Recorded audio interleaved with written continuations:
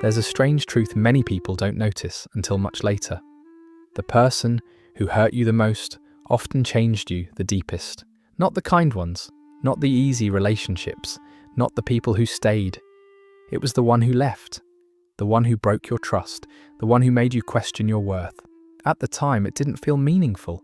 It felt like collapse, like something inside you had been pulled apart without warning. But if you look back now, really look, you might see a line running through your life that didn't exist before that pain. A before and an after. Before them, you tolerated things you no longer tolerate. Before them, you stayed where you now would walk away. Before them, you didn't yet know the shape of your own boundaries. Some experiences don't just hurt you, they reorganize you. And that's the paradox. The people who wound us most deeply are often the ones who force us to meet parts of ourselves we had never fully seen. So the question isn't simply why they hurt you. It's why that pain changed you so much, and why certain people, more than others, seem to reach places inside us no one else ever touches. Because those encounters rarely feel random. They feel significant.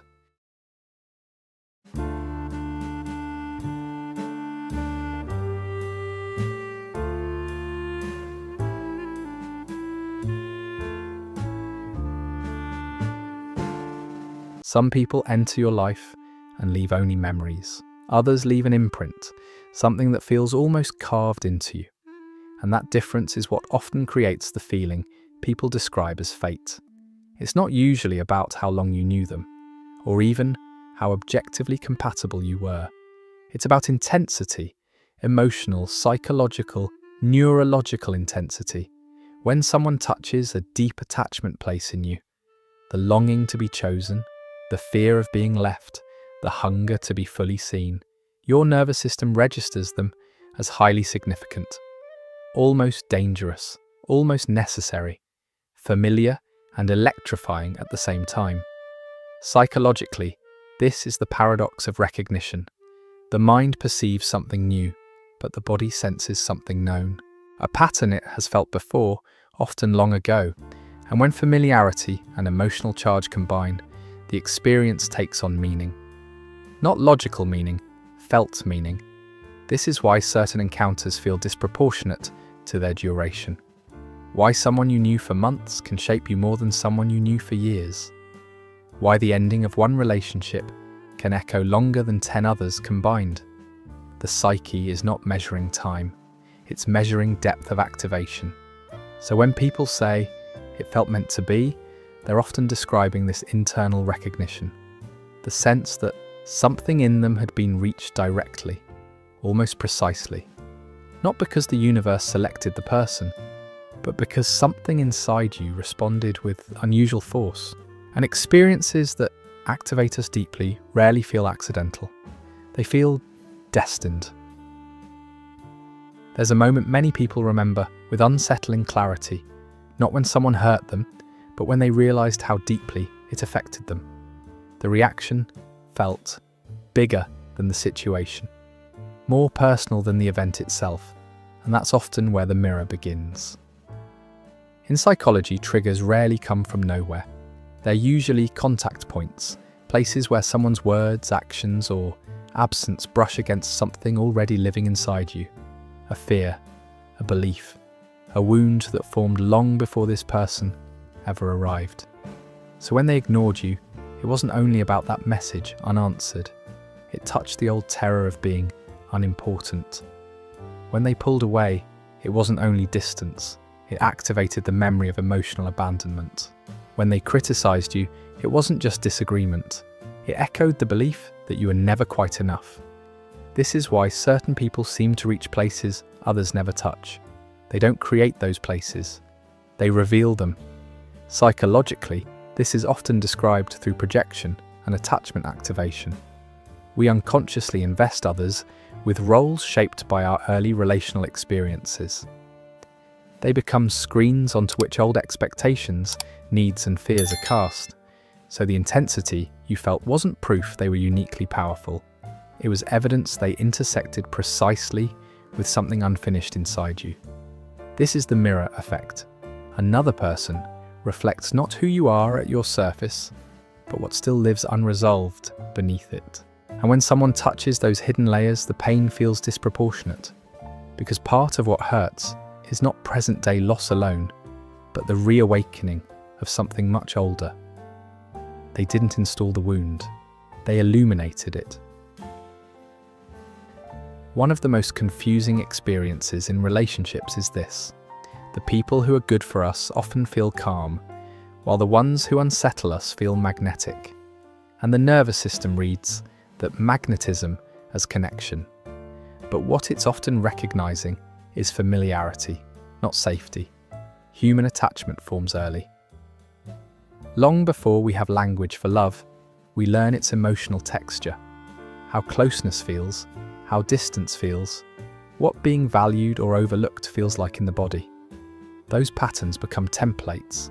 So later, when someone carries a similar emotional rhythm, the same unpredictability, the same withholding, the same conditional warmth, the body senses something known. Not comfortable, but familiar. And familiarity can feel like destiny. This is why people sometimes say, "I don't know why I was so drawn to them." The pull wasn't random, it was recognition. The nervous system identifying a relational pattern it already understood how to navigate, even if that pattern once involved pain. Healthy love often feels different at first, quieter, less charged, less consuming, because it doesn't activate survival responses. It doesn't recreate old urgency. It doesn't demand you chase, prove, or earn. And without that intensity, it can feel strangely unfamiliar, even boring to a system conditioned to equate anxiety with attachment. So we are not always drawn to who is right. We are often drawn to what is known. And until familiarity and safety begin to align, the heart may continue mistaking old pain for connection. Not every painful relationship changes you. Some simply hurt and fade. But there are certain losses that feel different. Not just like something ended, but like something inside you was forced open. A relationship collapses, trust breaks, someone you built meaning around is suddenly gone, and with them goes the version of yourself that existed in that connection. This is why some heartbreaks feel disorienting at a level deeper than grief. They don't just remove a person, they disrupt an identity, who you believed you were, what you believed you deserved, how you believed love worked. Psychologically, this kind of rupture can become a turning point when it dismantles illusions that once held your world together. The illusion that you had to earn love, that you could stabilize someone unstable. That being needed meant being valued. When those structures break, there's often a period of collapse, confusion, anger, emptiness. Nothing feels reorganized yet. But underneath that disorientation, something else begins. Confrontation with self. You start noticing patterns you once minimized, boundaries you never set, needs you abandoned to stay chosen. This is the threshold where pain can become growth. Not because suffering automatically transforms people, but because certain losses remove the psychological scaffolding that kept old patterns intact. In trauma psychology, this process is sometimes called post-traumatic growth, the reorganization of identity following disruption. You are not simply returning to who you were before them, you are reconstructing. And when that reconstruction happens consciously, the person who broke you is no longer just the source of pain. They become the point at which your old self stopped being sustainable and your new self began. There is a comforting idea people often reach for after being hurt. They were meant to teach me something. And sometimes that's true. But not always. Not everyone who wounds you arrived as a teacher. Some arrived simply as someone unable or unwilling to love without harm. This distinction matters because meaning-making can quietly slide into rationalizing, into telling yourself the pain had to happen, that it was necessary, that it was somehow designed for your growth. But psychology offers a more grounded view. Growth can emerge from harm without the harm being purposeful. Abuse is not destiny. Neglect is not instruction. Repeated violation is not a spiritual curriculum. When someone lies, manipulates, abandons, or diminishes you, the damage is real, regardless of what you later learn in its aftermath. The insight you gained belongs to you, not to the person who caused the injury. This is why it's important not to romanticize every wound as a lesson. Some experiences are not mirrors or catalysts. They are simply injuries inflicted within relational dynamics that lacked empathy, accountability, or care. And recognizing this doesn't block healing, it protects it. Because true growth does not require you to sanctify the person who hurt you. It requires you to see clearly what happened, what it cost, and what you deserve instead. Some people change us by loving us, some by leaving us, and some by showing, unmistakably, what we must never accept again. Many people notice this pattern with quiet frustration. Different face, same story. The same emotional distance, the same inconsistency. The same feeling of trying to earn closeness that never fully arrives. And after enough repetitions, it can feel almost uncanny, as if life keeps sending you the same person in new forms. Psychology explains this not as fate, but as repetition. The human mind has a deep drive toward completion. When early relational needs go unmet, to be chosen, soothed, understood, kept, the psyche often carries those unfinished experiences forward, not consciously, but as expectation and attraction. So later, when someone resembles that original emotional pattern, something inside recognizes an opportunity. This time it might resolve. This time, I might be enough. This time, the ending could change. This is sometimes called repetition compulsion, the unconscious pull to recreate familiar relational dynamics in the hope of achieving a different outcome. But because the pattern itself remains intact, the result often repeats too. You don't choose the same person because you want pain. You choose them because something unresolved is still seeking repair.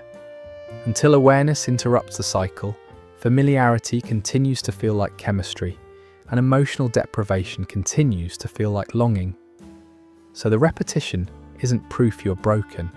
It's evidence that part of you is still reaching back toward an old wound, trying again and again to finally be met there.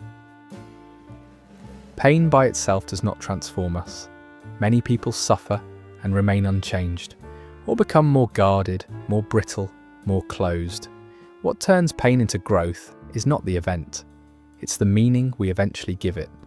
After a deep relational injury, the psyche often moves through a quiet sequence, not neatly, not linearly, but recognizably. First comes shock, the disorientation of loss, where reality feels altered and the nervous system searches for what's missing. Then anger, not only at the other person but at oneself, for not seeing sooner, not leaving earlier, not being enough to stay. Then the search for meaning, the long internal questioning. What did this show me? What pattern was I in? What part of me was involved? And finally, if reflection continues, integration. The experience stops being only something that happened to you and becomes something you understand about yourself. This is the turning point, because once meaning forms, identity can reorganize around it. Boundaries clarify, needs become visible, standards shift from unconscious tolerance to conscious choice. In trauma psychology, this is the core of post-traumatic growth. Not that suffering improves people, but that people sometimes reconstruct themselves around new insight after disruption. You're no longer simply the person who was hurt. You're the person who knows something now about love, about limits, about your own worth that you could not fully see before. And when pain becomes knowledge rather than only memory, it begins to change how you live, not just how you remember. At some point in healing, people often hear the same message: be grateful for those who hurt you. And for some, that language resonates, but for many others, it feels wrong, as if healing requires them to soften the truth of what happened. There is an important distinction here. Gratitude is not the same as release. You do not need to thank someone for the harm they caused in order to move beyond it. You do not need to reinterpret injury as a gift to reclaim your life. Psychologically, what matters is not appreciation of the wound, but disengagement from its hold. Release means the experience no longer organizes your identity. It no longer dictates your worth, your expectations, your choices. It becomes part of your history without remaining the center of your present. Some people eventually feel gratitude for what they learned. Others simply outgrow the entire chapter. Both are valid, because healing does not require you to romanticize pain. It requires you to reclaim yourself from it. And sometimes the deepest freedom is not saying thank you. It is saying, quietly and finally, that part of my life no longer defines me.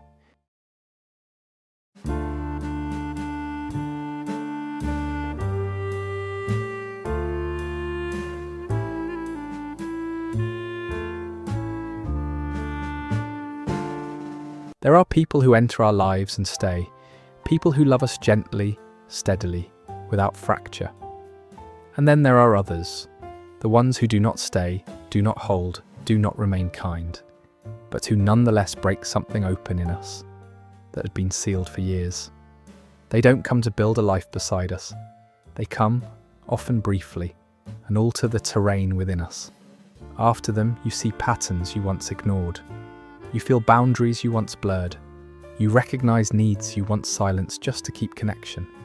They are not always safe, not always wise, not always worthy of the role they end up playing in your story, but they mark a threshold, the place where an older version of you, more tolerant of less, more willing to abandon self, could no longer continue unchanged.